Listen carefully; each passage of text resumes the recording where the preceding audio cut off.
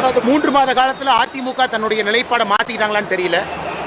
3 மாத காலத்துல பாரதிய ஜனதா கட்சியும் எங்களுடைய நிலைப்பாடை மாத்தின மாதிரி இல்லைங்கண்ணா.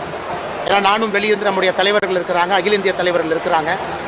இன்னைக்கு தமிழகத்துல மாற்று அரசியல் நம்ம பேசும் பொழுது ஏற்கனவே 5 முறை 6 முறை ஆட்சியில் இருந்தவர்களோடு நீங்க கூட்டணி வச்சா எப்படி அது மாற்று அரசியல் ஆகும்? அதனால இன்னைக்கு பாரதிய ஜனதா கட்சி ஒரு புதிய கூட்டணி அமைச்சிருக்கோம். 2024 நின்று இருக்கின்றோம். நம்மளை நம்பி தலைவர்கள் இருக்கிறாங்க, அவர்களை நாங்கள் விட்டுக் கொடுக்க முடியாது. மாற்று அரசியலை நோக்கி பயணம் செய்யறோம். அதே நேரத்தில் அதிமுகவை பொறுத்தவரை எதிர்கட்சியா இருக்கிறாங்க. 2026 ஆட்சிக்கு வர வேண்டும் என்று அவர்களும் கடுமையா உழைக்கிறாங்க. மக்கள் முடிவு செய்யட்டுங்கண்ணா. ஐயா சொல்லுங்க. ஐயா வணக்கம். சொல்லுங்க ஐயா. இந்த டெய்சி சரண் ஒரு அம்மா இருக்கிறாங்கல்ல, சரி, அவங்க நல்ல இந்து மக்கள் வந்து நாக்க பிடுங்குற மாதிரி கேள்வி நியாயமா கேட்டிருக்கிறாங்க. என்ன கேட்டிருக்காங்க? கந்த சஷ்டி கவசத்தை ஒருத்தன் ரொம்ப கேவலம், இந்த சுரேந்தருங்கிற ஒருத்தன் சரி ரொம்ப கேவலமா பேசினா அதுக்கு எந்த ரெஸ்பான்ஸும் இல்ல. சரி, ராமரை வந்து மலைப்புள்ளியல் கூப்பிட்டு சொல்லி ஒருத்தன் பேசினா அவனுக்கு எந்த ரெஸ்பான்ஸும் இல்ல. சரி. இப்ப இந்த ஐயப்பனை பத்தி பாத்தீங்கன்னா வருஷமாச்சுன்னா இவங்களுக்கு ஒரு திருவிழா மாதிரி ஆயிருது. இந்து மக்கள் கொண்டாடுறாங்களோ இவங்க கொண்டாடிடுறாங்க. அதாவது எப்படிலாம் வந்து அசிங்கப்படுத்தணுமோ அந்த மாதிரி. அதே மாதிரி சினிமாவில் வந்து பாத்தீங்கன்னா ஏதோ ஒரு சீன் வந்து இஸ்லாமியர்களை பத்தி உண்மையை எடுத்துட்டா கூட வந்து உடனே அந்த சீனையை கட் பண்ணுங்கிற மாதிரி அவங்க எல்லாம் வந்து வாதாடுறாங்க, போராடுறாங்க. சரி. ஆனா இந்து மக்கள் வந்து பாத்தீங்கன்னா நல்ல சபரிமலைக்கு போய்க்கிறேன், அப்புறம் பூக்குழி இறங்கிக்கிறேன், அப்புறம் பாத யாத்திரை போய்க்கிறேன், எல்லாம் பண்றேன். அப்புறம் திமுக கொடியை பிடிச்சிட்டு டிவி அப்படின்னு கோஷம் வேற போடுறேன் ரக்கம் இல்லாம. சரி, நீங்க என்ன நினைக்கிறீங்க? உங்க கருத்து என்ன? என்ன முடிவா சொல்ல வரீங்க? நான் என்னத்த போய் முடிவு சொல்றது? நமக்கு கிறுக்கு பிடிச்சிரும் போல் இருக்கு நிலைப்பாடுகள் எல்லாம் பார்க்கும் பொழுது. அந்த அம்மா என்ன சொல்லி இருக்குது? இவங்க யாருமே கேட்கல, உணர்வே வரலையான்னு கேட்குறது இந்த அம்மா. இது என்ன பட்டவர்த்தனை சொல்லணுமா? சரி, அதுக்கு நான் என்ன கேட்கேன், அதாவது நீங்க ஒரு அதிகாரி இருக்கான்னு வச்சுக்கோங்க. அந்த அதிகாரி அவனுக்கு கீழே இருக்க அதிகாரியை மிரட்டிடுவான், மேல இருக்க அதிகாரியை விடுவானா? மேல இருக்க அதிகாரி விட மாட்டேன். நீ யாரை மிரட்ட முடியும்? கீழே இருக்கவன தானே. கீழே இருக்கவனுக்கு அவன் ஏற்கனவே அவனால முடியாது. இப்போ அப்படித்தானங்க இருக்குதுங்க. இந்துக்கள் எல்லாம் பயந்து கிடக்குறான். அதான் சாமி சொன்னாரு, பசுவும் கன்றும் போக கடுவாயதனை கண்டு பதுங்கி கிடக்க கண்டேன் சிவனே ஐயா. பெருமாள் சொல்றான், நாராயணன் எங்க அப்பன் கலியுகத்துல இப்பெல்லாம் இருக்கும்பா. பசுவும் கன்றும் சாலையில போச்சுன்னா அதை பார்த்து கடுவாய் புலிகள் பயந்து நடிங்க எடுக்குமா. புலிகள் பயப்படுங்கிறான். இப்போ இவனுக்கு எவனுமே இன்னைக்கு இதை விமர்சனம் பண்ணக்கூடிய எவனுமே பெரிய புலி கூட்டம் கிடையாது. இந்த சுண்டலிகளை கண்டு இந்த புலிகள் எல்லாம் பயந்து கிடக்குறான். இதான் ஓமையா இறைவன் சொன்னது இப்பெல்லாம் நடக்கும். ஆளாக்கருடனையும் சிட்டி ஓடி பறந்து அடித்து எடுக்க கண்டேன் சிவனே. ஆளா கருடனை சிட்டுக்குருவி அடிச்சு எடுக்குமா கலியுகத்துல. இது ஓமை. இம்மரம் பெருமாள் சொன்னது. திருப்பதியில போய் கும்பிடுறீங்களா விழுந்து அவர் சொன்னது.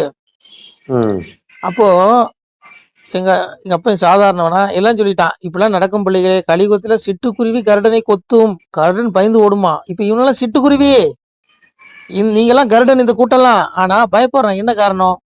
இங்க எல்லாமே அவங்ககிட்ட இருக்கு. ஆட்சி இருக்கு, பணபலம் இருக்கு, படைபலம் இருக்கு, அதிகாரம் எல்லாம் அவங்ககிட்ட இருக்கு. உங்ககிட்ட என்ன இருக்கு?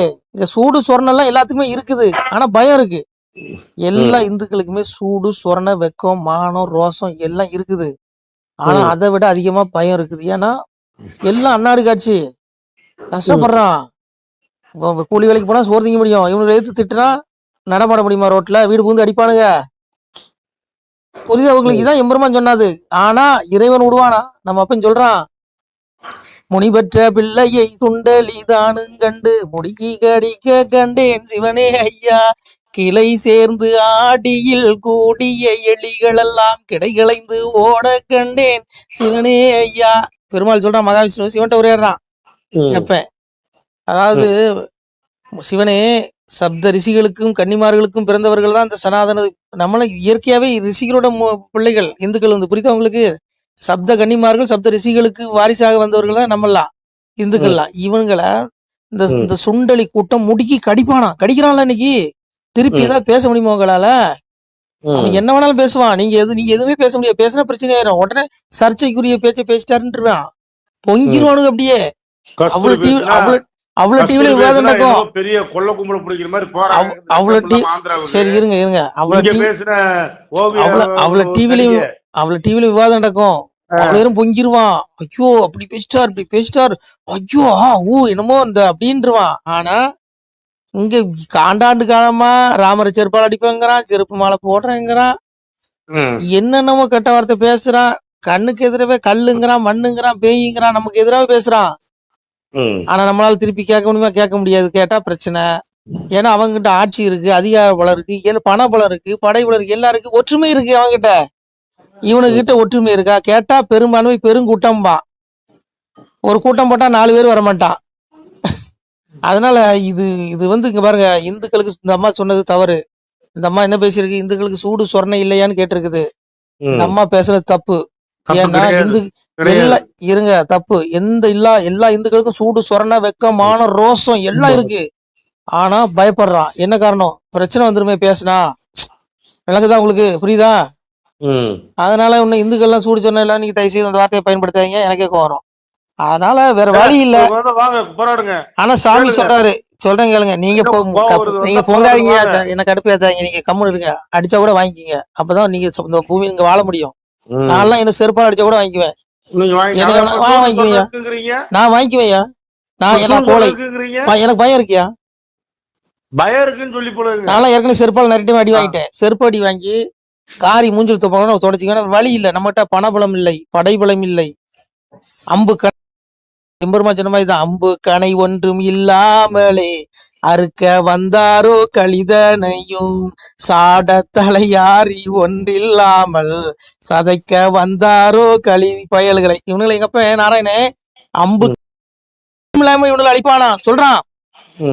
என்ன சொல்றான்? இறப்ப வடிவாய் இருந்து கலிதனையும் பரபிரம்மமாய் நின்று பக்தி சோதித்தே நாம் எங்கும் இருந்து எரிப்போம் கலிதனையும் சங்கில் இறந்து வளர்ப்பேன் நண்போரேங்க. அப்ப என்ன சொல்றான்? நான் பரபிரம்மம் எங்க இருக்கேன், இந்த பயலுக்கு பண்றதெல்லாம் பார்த்துட்டு தான் இருக்கேன். பிள்ளைகளை யாரும் பயப்பட வேண்டாம். இவனுக்கு அத்தனை பேரும் செய்யற இவனுக்கு நான் மறைபொருளா இருந்து இவனுக்கு தண்டிப்பேங்கிறாரு. நீங்க எதுக்கு அவனுக்கு கேக்குறீங்க? கஸ்தூரி நீங்க ஏன் பொங்குறீங்க? பொங்க வேண்டாம். பொங்கி உங்களால ஒண்ணும் பண்ண முடியாது. ஒரு ஆணியே புடுங்க முடியாது. ஏன்னா அவன்கிட்ட எல்லாம் இருக்குது. அவன்கிட்ட படைபலம் இருக்கு, பணபலம் இருக்கு, எல்லாம் இருக்கு. நம்மகிட்ட என்ன இருக்கு? எதுவுமே கிடையாது. அப்போ மூடிக்கிட்டு தான் இருக்கணும். பெருமாள் என்ன சொல்றாரு? கேப்பான். சாமி விடுவாரா? சாட தலையாரி ஒன்றுமில்லாமல் சதைக்க வந்தாரு கலிதனை கூடுவாரா? அம்பு கணை ஒன்றுமில்லாமலே அறுக்க வந்தாரு கலிதனை. அம்பு கணை எதுவுமே எடுக்கல பெருமாள். இந்த களிய மறைபொருளா இருந்தா அறுப்பாரு. அதான் சாமி சொல்றாரு, நகைப்பாரோடு இருப்பேன், நகைத்தே நாக்க இருப்பேன், கள்ளனிடம் நான் இருப்பேன், பின் காட்டி கொடுத்திடுவேன், குடியிருந்து கொலைகள் செய்வேன், பின் கொலை கழுவில் போட்டு விடுவேன். கண்ட துண்டமாய் அழியுதடா கைலாசம் புரண்டு போச்சே பரமனுமே கேட்பதற்கு. சாமி சொல்றாரு, பரிசுத்து ராஜன் கண்டதுண்டு, பயந்திங்கே ஓடி வந்தேன், மார்க்கண்டேயன் கண்டதுண்டு, மறைந்திங்கே ஓடி வந்தேன், வையகத்தில் யமனும் மாயன் என்னை கண்டதுண்டு. விடுவாரா? விடுவாரா பெருமாளு? என்ன நினைச்சிட்டு இருக்கீங்க? சிவன் வரத்தை கொடுத்துருவாரு. சிவன் கலியனுக்கு வரத்தை கொடுத்துட்டாரு. ஆட்சி, அதிகாரம், லட்சுமி, சரஸ்வதி, வீரம் எல்லாத்தையும் கொடுத்துட்டாரு. சாமி கலியன் வாங்கின வராதானே? அதனாலதான் இவ்வளவு கொடுமை. கலிப்பயிலுக்கு தான் நல்லா இருப்பான். அநியாயம் மற்றும் அக்கிரமம். அதான் சாமி கலியம் ஈசன் கேட்ட வரம் என்ன? வரமே வாயவனார் தன்னுடைய வாய்த்த முடிதனையும் தூயவனார் சக்கரமும் சூதமுடன் தாரும் என்றான். அரணுடைய வெந்நீரும் அந்தனரின் தன்பிறப்பும் வளமுடைய சக்தி வளக்கூறும் தாரும் என்றான். சிவமூலம், சக்தி மூலம், கணபதி மூலம், லட்சுமி மூலம், விநாயகர் மூலம், சரஸ்வதி மூலம், யமனுடைய மூலம் கேட்கான். காமாட்சி தன் மூலம் 1008 அண்டம் நிறை மூலம் வாயுத கண்ணை வரமாக தரும் என்றான். சிவன் எல்லா வரத்தையும் கொடுத்துட்டாரு. பெருமாளுடைய திருமுடி சக்கரம், மகாலட்சுமி, சரஸ்வதி எல்லாத்தையும் கொடுத்துட்டாரு. இன்னைக்கு லட்சுமி யார்கிட்ட இருக்கா? இன்னைக்கு யாரு குபேர? யாரு பெரிய பெரிய செல்வந்தனா இருக்கான்? கொள்ளையடிக்கிறவன், ஊழல் பண்றவன், லஞ்சம் வாங்குறேன் இருக்கானா? அவங்ககிட்ட தான் லட்சுமி இருப்பா. நேர்மையா இருக்கவெல்லாம் என்ன? அன்னாடு காட்சி சம்பாதிப்பான், சாப்பிடுவான், 4 தர்மம் பண்ணுவான், அப்படியே போயிடுவான். அவன் புண்ணியத்தை சேர்த்து போயிருவான். அப்படி இல்ல மூட்ட முடியா பாவ முடியாது. கலியுகத்தில் லட்சுமி கட்ட வேண்டதா இருப்பா. சரஸ்வதியும் கட்ட வேண்டதா இருப்பா. நீ கல்வி யாருக்கிட்ட இருக்கு? இன்னைக்கு 100 கல்லூரி நடத்துறவன் யாரு? எல்லாம் மூட்டை தூக்கி சம்பாதிச்சானா? கூலி வேலைக்கு போனா? ஒண்ணும் கிடையாது. அப்போ லட்சுமி யார்ட்ட, சரஸ்வதி யார்ட்ட இருக்க? சிவன் கொடுத்த வரம். கலியன் சிவனுக்கு கொடுத்த வரம். அது பொய்யாகாது. ஆனா அதுக்கு முடிவு வரப்போகுது. கலியுகம் முடியறதுக்கு நெருங்கிருச்சு. புரியுதா உங்களுக்கு? அதான் சாமி சொல்றாரு, கலியோ விளைந்து போச்சு சக்கர ஆயுதத்துக்கு இறை காணும் பருவமாச்சே சிவனே ஐயா. பெருமாள் சிவனே சொல்றாரு, சிவனே களி விளைஞ்சிருச்சு, என்னுடைய சக்கர ஆயுதத்துக்கு வேலை வந்துருச்சுங்கிறாரு. சக்கராயுதத்தை சிவன் அனுப்ப சிவன் வந்து சக்கராயுதத்தை கலியனு கொடுக்கும் பொழுது பெருமாள் வந்து அதை சபிச்சிட்டாரு. சபிச்சு பணமா கொடுக்காரு கலியனுக்கு. அப்பதான் அவன் கேக்குறான், சக்கராயுதம் கேக்குது, பெருமாளே இப்பொழுது சபிச்சு இந்த கலிநீச பாவி கையில கொடுக்குறீரு, சக்கரம் தான் பணம், இன்னைக்கு பணம் இருக்கு பாருங்க, யாரு இங்க சக்கரம், பெருமாளுடைய சக்கரம் தான் பணம். அப்போ இந்த கலின்ற இந்த பணத்தை கொடுக்குறீரு, என்ன சபிச்சு பணமா, என்ன எப்பயா நீர் வந்து வாங்குவீருன்னு கேட்கும் பொழுதுதான் சாமி சொல்றாரு, களி மாறும் பொழுது கடரும் முன் சாபம்ங்காரு. களி முடியும் பொழுதுதான் நீ என் கைக்கு வந்து சேருவாங்கிறாரு.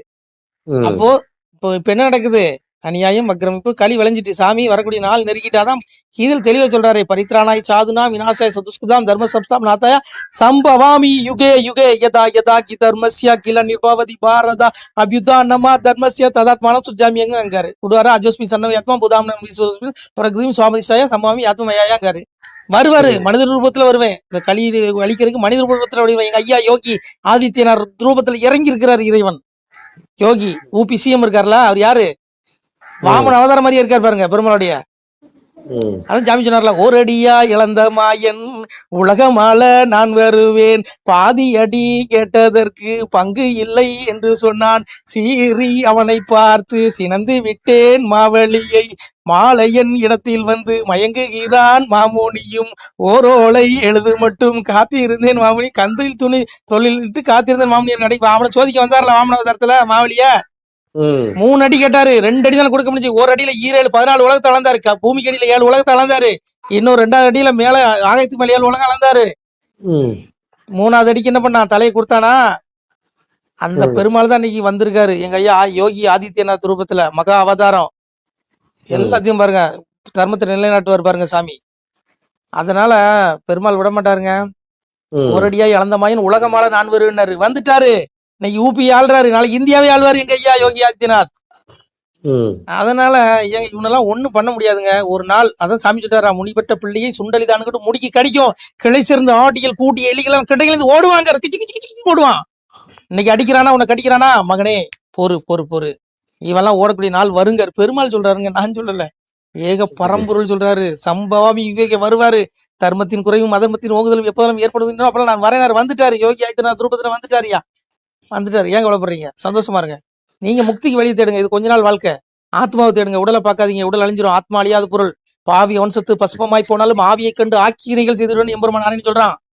உடல் அழியுதுடா மகனே, அவன் ஆத்மா அழியாது, அவன் செய்யற பாவ மூட்டைகளை ஆத்மா பின்னாடி எவன் தூக்கிட்டு வருவான், என் பின்னாடி என் சிங்காசனத்துக்கு முன்னாடி வருவான், எட்டி உதச்சி அவனை எங்க தள்ளுவேங்கிறார், நரக புழுக்குழியில் தள்ளுவேங்கிறார். சொன்னாரு, பக்தி சோதித்தே பல நாளும் காத்திருந்த வித்திகன் இணை வந்து வேண்டார், மேல் வீடு இழந்து செத்திறந்து தீநரக சீல் கூட்டியில் அடைக்க கொத்தி இருந்த புழுக்கள் வந்து கொஞ்சம் புழு நெளிர நரகத்துல தூக்கி போட வேண்டாம் மகனே, உங்களுக்கு மேல் வீடு ஆகிய வைகுண்ட வீடு இருக்குங்காரு. மேல் வீட்டுக்கு போனீங்கன்னா தான் உங்களுக்கு நீங்கள் முக்தி அடைய முடியும். இந்த பிறப்புங்கிற சக்கரத்துல இருந்து நீங்க அறுபட்டீங்கன்னா தான் எல்லா துன்பத்திலிருந்து விடுபட முடியும். இல்லைன்னு வைங்களேன், இன்னைக்கு மனித உடல்ல இருந்து நான் இந்த உடல்ல நான் பேசிட்டு இருக்கேன், செத்து போறேன்னு வைங்க, நான் எங்க அப்பா பரம்பரை நாராயண வைகுண்டத்துக்கு போலன்னா நான் மீண்டும் இந்த இறப்புக்குரிய மனித புழு விலங்கு பறவைன்னு பல பிறவி எடுத்து சாக வேண்டியிருக்கும். இந்த மனித பிறவி அவனை தேடுவதற்குண்டான பொக்கிஷமான பிறவி. இந்த மனிதர்கள் எல்லோரும் இங்க பயன்படுத்திருங்க. 6 பிறவி அறிய உன்னை நினையாமல் தூறுமிக பேசி தொழாத பேர் ஆனாலும் 7ஆம் பிறவியில் எல்லளவு நினைத்தாலும் வாரி அணைத்து வைகுண்ட விவேகங்கிறான். 6 பிறவி வந்து 7 பிறவி கொடுக்குறான் ஒரு மனுஷனுக்கும். நீ 7வது பிறவில நீ 6 பிறவில கடவுளை பேய் பிசாசு பூதம் நீ திட்டினாலும் கூட, நீ பெருமாளுக்கு செருப்பு மாலை போட்டாலும் கூட, 7வது பிறவில நீ எல்லளவு நினைத்தாலும் உன்னை வாரி அணைத்து வைகுண்டம் கொடுக்குறான். அவ்வளவு பெரிய பரம்பொருளத்தை, அவ்வளவு பெரிய காருண்ய மூர்த்தி எம்பெருமா. புரியுதா உங்களுக்கு? எல்லளவு நினைச்சா போதுமா 7வது பிறவில. அதான் சொல்றேன், வாரி வரம்பை விட்டு வையகத்தில் வாராமல் காரியமாய் பள்ளி கடலில் துயில்வோனே. கடல்ல துள்ளி கொண்டிருக்கான், பாம்பு அணைஞ்சிருக்கான், எங்க அப்பன் விடுவானா? இன்னைக்கு வாரி வரம்புல நிக்கினா காரணம் பெருமாள் உள்ள படுத்திருக்கான், பார்க்கடல்ல உள்ள படுத்திருக்கான் பாம்பனையில. அதனால நீங்க சும்மா இன்னும் விளையாட்டுக்கிறீங்க, திட்டுங்க. எவனுமே பயந்துலாம், எவனுமே சூடு சொரணம் இல்லாம இல்ல, எல்லாத்துக்கும் சூடு சொரணம் இருக்கு. பயம், இவன்கிட்ட பேசிட்டு எதுக்கு வம்பு அப்படின்னு எல்லாம் ஒதுங்கி போறாங்க, அவ்வளவுதான். புரியுதா உங்களுக்கு? எவனுக்குமே எல்லாருக்குமே சூடு சொரணம், எல்லாரும் உப்பு போட்டு தான் திங்கிறான். அதனால உங்களுக்கு மட்டும் தான் சூடு சொரணம் இருக்குன்னு பொங்கிடாதீங்க, கொஞ்சம் அடங்கு. அதான் அப்ப எங்க அப்ப நானே சொல்லிட்டான், மகனே அடிப்பார் அடிக்க வந்தால் அடியை சைத்திடுங்கோ, வம்பு வசைகள் கூறி வைதாலும் கேட்டிடுங்கோ, அவனவன் செய்யும் குற்றம் உங்கள் ஆண்டினான் அறிவனடா. நான் அவனுக்கு தண்டனை கொடுப்பேன்டா. உன்னை வயிறானா திட்டுறானா வாங்கிக்க, அடிச்சாலும் வாங்கிக்க, திருப்பி அடிக்காத நான் கேட்பேங்காரு. விடுவாரா? மனுமொழி இதுவாம் என்று மதத்துடன் பேசுவோர்க்கு இனிதல்ல வீழ்ந்தான் என்று இயம்பிய பயனர் தன்னை குனிதவள் துர்க்கை சென்று கொண்டவள் நரகம் பூத்தி கணிதுடன் துர்க்கை வாரி கடல் தீர்த்தமாடுவலை. எவெல்லாம் சனாதன நூல்களையும் புராணங்களையும் கடவுள்களையும் வெளுத்தும் பழித்தும் நகைத்தும் பேசுகிறானோ இவனுடைய ஆத்மாவை துர்க்கை கொண்டு நரகத்துல போடுவாளாம். இதை விட அவனுக்கு பெரிய தண்டனை எதுவும் வேணுமா? உடல் அழிஞ்சிரும், ஆத்மா அழியாதே, காலங்காலமா இருப்பான் நரகத்துல. அதான் சாமி சொல்லிட்டாரு, வாசிக்க கேட்டு மகிழ்ந்திருந்த அன்போருக்கு பூசித்து நீண்ட பூரணங்கள் கிட்டுமடா, பழித்தோர் எதிர்த்தோர் பகை பதில் எதிரியாய் பறைந்தோர் கடு வறுமை கண்டு கடு நரகம் புக்கிடுவாருங்க, சாபம் விடுறாரு சாமி. அதாவது திருவாசகத்தை, பகவத்கீதைய, வேதங்களை எவன்லாம் நக்கல் பண்ணி பேசுறானோ நையாண்டி பண்றானோ இவனுடைய ஆத்மா எங்க போகுமா? நரகத்துக்கு. புழு கொஞ்சம் இடத்துல கூட்டு போடுவாங்க, புழு நெல்லி இடத்துக்கு போட்டுவான சாமி. இந்த புராணங்களை பழிக்கிறவனுக்கே அது சொல்றாரு, வாசிக்க கேட்டு மகிழ்ந்திருந்த அன்பருக்கு பூசி திரிந்த பூரணங்கள் கிட்ட மாட்டா. நீ பகவத்கீதையோ திருவாசகத்தையோ தேவாரத்தையோ நீ காதுல நீ கேளு, படிக்க நிலையா நீ காதுல கேட்டா கூட உனக்கு பூமியில இகவாழ்வும் பரவாழ்வும் சுகமாகுங்காரு. உனக்கு இகப்பற வாழ்வு கிடைக்கும், இங்க பூமியிலையும் சுகமா வாழ்வ, நல்லா இருப்ப. ஆனா இறப்புக்கு அப்புறம் பரலோக வாழ்வு கிடைக்குங்கிற, ஜீவன் முக்தி, பரமபதம் போயிடலாம். இவ்வளவு பெரிய பாக்கியம் இருக்கு, திட்டிலாம் ஒரு பையனை தப்ப முடியாதுங்க. சாமி அதான் சொல்றாரு, தினமுறை நேரமேந்தன் திருமொழி அதனை கேட்டால் பனிவெள்ளம் போலை பாவம் பறந்திடும் நிசமே சொன்னோம், கனிமொழி சோதிவாக்கும் கையெழுத்து ஆதி நோக்கும் துணிவுடன் கேட்டோருற்றோர் தொலைத்தனர் பிறவிதானே. நீ பகவானுடைய திருவாசகத்தை நீ காதல கேளு, பகவத்கீதையை காதல கேளு, கேட்டாலே உன்னுடைய பாவம் தொலைஞ்சு முக்தி கிடைச்சிருமா, பெருமாளை சொல்றாரு. இதோட உங்களுக்கு என்ன பாக்கியம் வேணும் சொல்லுங்க? இது வாழ்க்கை சும்மா கொஞ்ச நாள் வாழ்க்கை கூத்துங்க.